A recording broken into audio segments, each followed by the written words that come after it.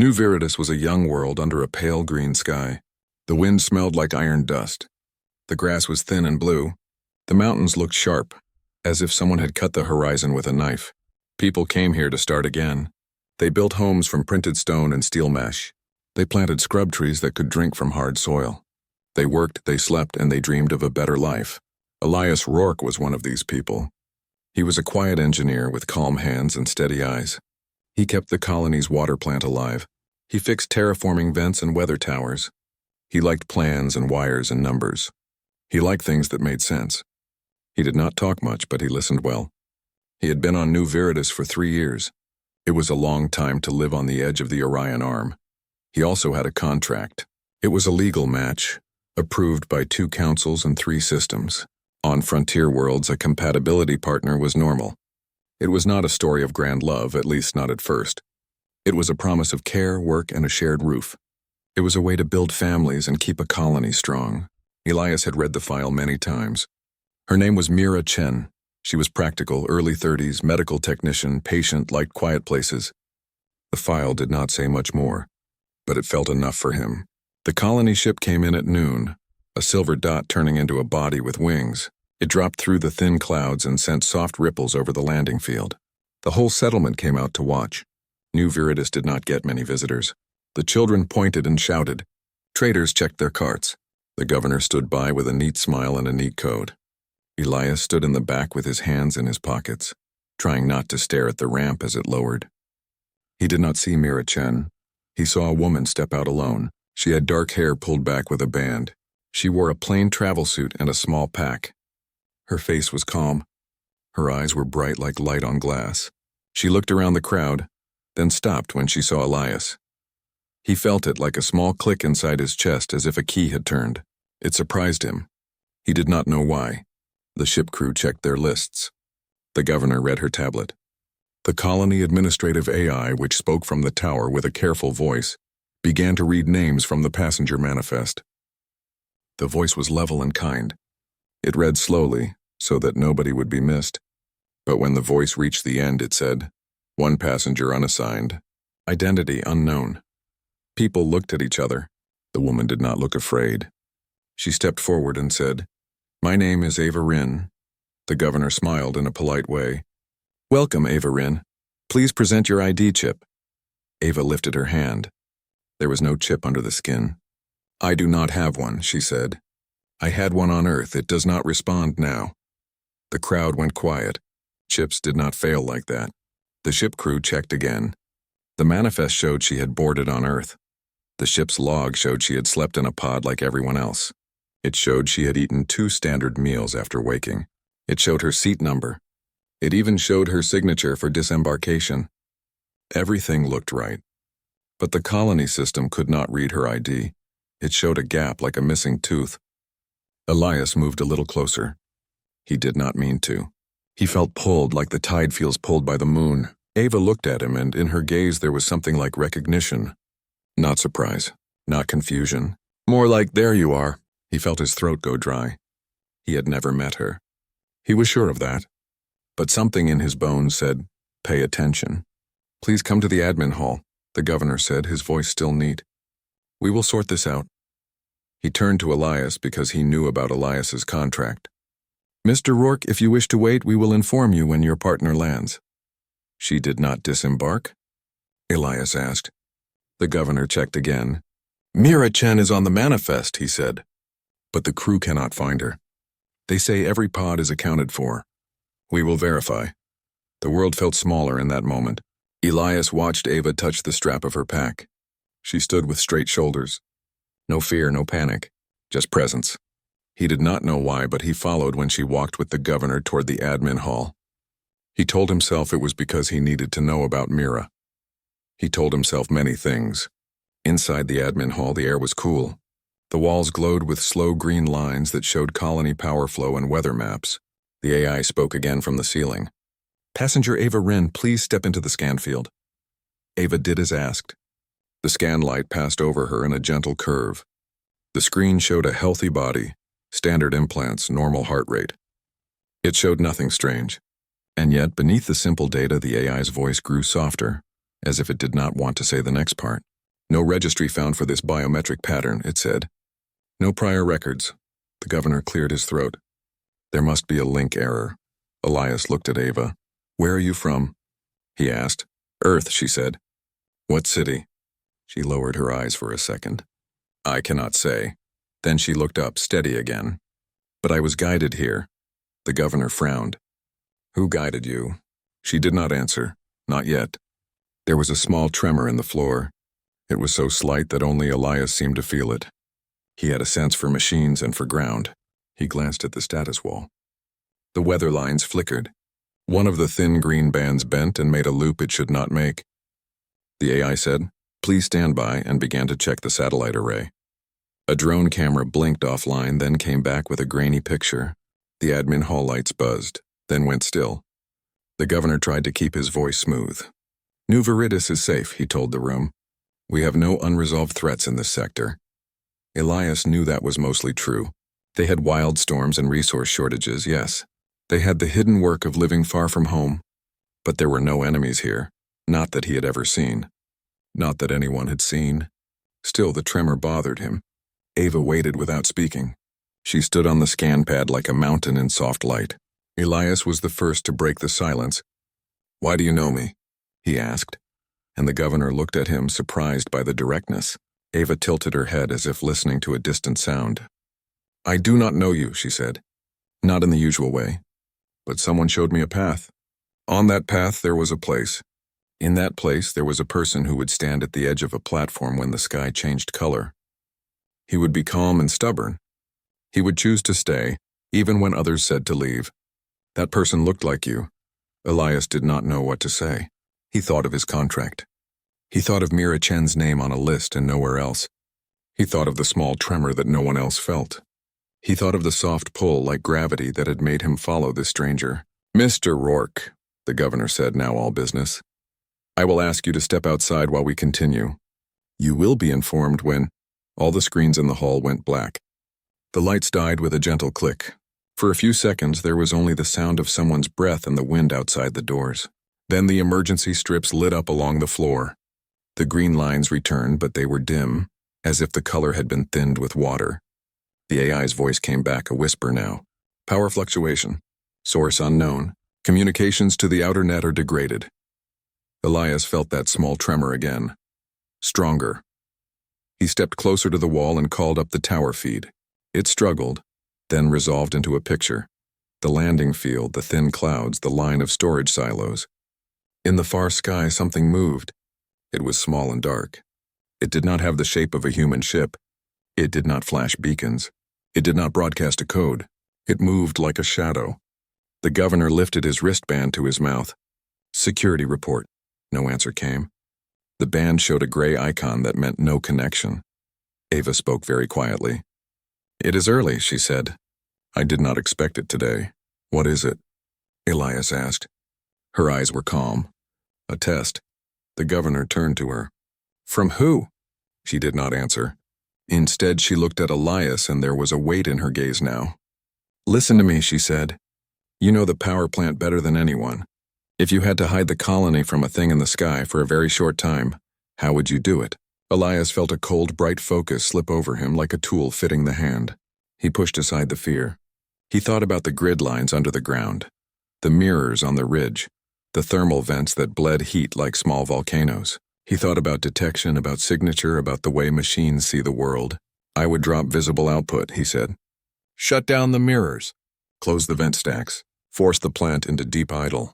Bleed to ground. It would look like a dead place for a few minutes. Ava nodded. Good. The governor shook his head. We cannot shut down the plant, he said. We have patients in med. We have storage that needs temperature control. Deep idle is not zero, Elias said gently. It keeps core life support. It just looks quiet. The governor's neat calm began to crack. New Veritas was his duty, and surprises were not part of his plan. We do not hide, he said. We are a recognized settlement. Ava kept her voice soft. This is not about pride, she said. Please. Elias looked between them. He did not know Ava. He did not know what the dark object was. He did know the grid, and he knew the feel of that tremor, which was heavier now and closer. like a giant heart beating in the wrong place. "I can do it," he said. "I need 10 minutes." The governor opened his mouth to argue. The first shadow broke through the thin clouds like ink spreading in water. The second and third followed in a slow, silent line. They were not like human ships. They had no lights, no marks, no beacons. They looked like something that had learned how to hide inside light itself. The colony stood frozen. No one shouted. No one ran. The wind blew softly across the landing field, carrying a dry, dusty scent. The sky above New Veritas had never looked so strange. Elias Rourke stood at the edge of the platform again. He had dirt on his hands from the power plant and sweat on his face. The tremor under the ground returned. Not wild, not shaking. Just steady and growing stronger. It felt like a heartbeat that was not the colony's. Ava Rynn stood beside him. She had not moved since the first object disappeared. Her eyes stayed fixed on the horizon. There was no fear in them, only focus. The governor stood behind them with the emergency tablet in his hands. He was a man used to order and rules. None of this fit any rule he knew. "They are not ships," Elias said quietly. "No," Ava answered. "Not ships, probes. Each one watches something different. They do not talk like we talk. They sense. They read energy. They study silence." The governor took a step forward. "Then why are they coming here? We already shut down power." "Because I am here," Ava said. Her voice was steady but soft, like someone telling a secret to the wind. The governor turned sharply toward her. "Explain. Right now." Ava finally looked at him. "I am part of a program on Earth," she said. "Not a military one. Not something public. Long ago, humans found a trace of something in deep space. A pattern. It was not a message, but it was not random either. It moved like thought. Our best people believed someone was watching from far away." Elias felt his chest tighten. "You mean them," she nodded. "They are not enemies in the way you imagine. They do not want our land. They do not speak. They send probes to test worlds. If they find a place weak or loud, they remove it. If they find a place silent but alive, they keep watching." The governor's hand tightened on the tablet. "Remove it? What does that mean?" "They erase it," Ava said. "Not like war. More like a quiet storm. No sound, no fire. Just gone. They do not like things they cannot control, but they do not like strong, clever things either. They like emptiness." The wind pushed a strand of hair across her face. She did not move it. "I was guided here because this colony was not supposed to face them yet. But something changed." "They came early," Elias asked. "Who guided you?" Ava turned her eyes back to the sky. "People like me. People who have been studying them. We trained for years. I was supposed to be somewhere else, but my path was redirected." The governor looked at Elias. "And what do you plan to do?" "We are a small colony. We have tools, not weapons. We can't fight shadows in the sky." Ava's voice remained calm. "We don't fight them with guns. We fight them with the one thing they don't understand," Elias asked softly. "What's that?" "Human choice," she said. "They understand patterns. They understand logic. But they don't understand people who change the rules when everything is falling apart." The tremor under the ground grew stronger. The three shadows hovered above the ridge. The colony was still in deep idle. The air was cool, silent, tense. The first signal, a sharp sound, cracked the air like a distant chime. It wasn't from the colony. It came from the shadows. Everyone on the platform flinched. The AI in the tower whispered, "Unidentified transmission detected, non-verbal, non-patterned." Elias looked up. The shadows were spreading apart now, moving into a triangle. They floated in silence, but their movement felt heavy. The light above them bent just a little, as if space itself didn't like their presence. The governor whispered, "If we stay quiet, maybe they'll go away." Ava shook her head. "Not now. One test was to see if the colony was weak. The next is to see what kind of mind lives here." She walked forward slowly to the very edge of the platform. Elias followed her without even thinking. She looked at him once. "You know your machines? I know them. Together, maybe they'll see something they don't expect." Elias took a deep breath. "Tell me what to do." The Planava knelt on the deck and opened her pack. Inside were thin metal rods, small black cubes, and a silver disc the size of her hand. It did not look like colony tech. She placed the disc on the platform. It stuck with a soft click. "These are signal mirrors," she explained. "They don't reflect light. They reflect movement. They'll make the colony look bigger than it is. Not weak, not loud. Just clever, Elias understood quickly, like showing a shadow of something larger. Exactly, she handed him a cable. Plug this into your grid. Low pulse only. Nothing bright. They can't hear a whisper if you make it sound like a wind. Elias ran to the control terminal. His hands moved like water over the switches. He adjusted flow regulators and power loops. The grid, though quiet, started to breathe again in a hidden rhythm. The mirrors lit with a faint blue glow invisible to the naked eye, but strong to scanners. Ava stood in the open with her palms out, facing the shadows. Her hair whipped in the wind. She was so still that she looked like a piece of the world. The first probe tilted slightly. A soft pulse hit the colony, like the sound of distant thunder. Elias could feel it through the deck. The mirrors responded, bending the pulse and throwing it back. Not as a mirror of the colony, but as a shape larger, older, stranger. The probes hesitated. They're thinking, Ava whispered, or whatever they do when they can't decide. The Choicelias returned to her side. What happens if they don't like what they see? Then they'll erase us. He exhaled slowly. No pressure then. Ava smiled softly just for a second. This is the part where humans don't follow the pattern. She closed her eyes. Her fingers tapped the disc on the ground. A hidden wave spread through the mirrors, turning their blue into a warm gold pulse. A human signal. It was not a language. It was rhythm. A heartbeat. It was the one thing the probes didn't make. The governor whispered behind them. What are you doing? Giving them something they don't control, Ava answered. The tremor changed. It was less steady now. Almost uncertain. One of the shadows shifted its position again. Another rose slightly, scanning the ridge. Elias felt the air buzz around them, his hands clenched on the rail. The response, the AI in the tower spoke again. Incoming frequency change. Energy spike detected. Unknown classification. The shadows began to flash with dull light like black mirrors catching a weak sun. But then one by one the lights went out again. They started drifting backward. Not fast, not like retreating, but like something deciding to leave. Ava watched without blinking. Elias held his breath. The people on the platform were quiet as stones. The first shadow rose higher, vanishing behind a thin stretch of cloud. The second followed. The third lingered longer as if listening. Then it too slid away, leaving only wind and pale sky. The tremor in the ground faded, the mirrors dimmed. The gold heartbeat went silent. The colony of New Veritas stood still for a long time. Then someone began to breathe louder. A child laughed, short, shaky, but real. The governor lowered the emergency tablet. They left, for now, Ava said. Her voice was soft but not fearful. They always leave after the first test, but they will remember. Aftermath as the sun dipped below the ridge, Elias and Ava walked through the quiet settlement. Lights were coming back slowly. Families opened doors. Traders checked their carts. The children pointed to the sky where there was now nothing. They'll come back, Elias said quietly. Yes, Ava replied, but next time we won't just hide. We'll be ready, she explained more as they walked. The probes came from a distant network, watchers older than any human world. No one had ever spoken to them. No one had ever understood their full purpose. But they respected strength that did not show itself through war. They avoided clever things. Elias understood something then. These beings didn't fear power. They feared unpredictability. Humanity, scattered across stars, had plenty of that. At the power plant, Elias turned the switches back up. The hum returned, steady and strong.